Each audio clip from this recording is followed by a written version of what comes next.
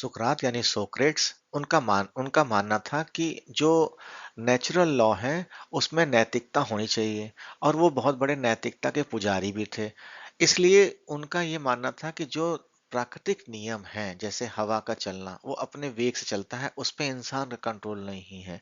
पानी का अपने तरह से बहना, और पानी सबके लिए है, ऐसे ही सूरज का उगना, सबको धूप मिलेगी, सबको पूरी प्रकृति को वो ऊर्जा देगा। तो ऐसे जो सोच वाले चीजें होंगी वही न्याय के हिसाब से चलेगा, वही लॉ होगा।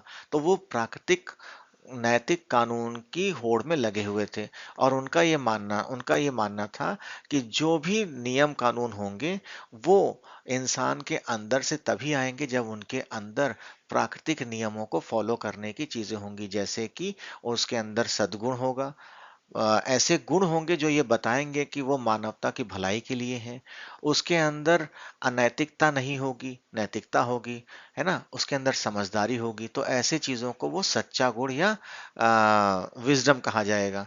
ठीक है। अब इन्होंने ये भी कहा कि जो प्राकृतिक नियम है वो इस तरह से देखा जाए, एक प्राकृतिक न्याय देखा जाए और एक कानूनी न्याय देखा जाए। और कानूनी न्याय तभी मान्य होगा जब वो मानव विवेक से मेल खाए, यानी प्रकृति से आने वाली चीजें और मानव विवेक से मेल खाने चीजों को ही नेचुरल लॉ कहा जाए। तो ये हुई उनकी बात, और आखिर में हम ये कहना चाहेंगे कि जो भी विवेक, नैतिकता और प्रकृति से संतुष्ट हो उसी को नेचुरल लॉ कहा जाए।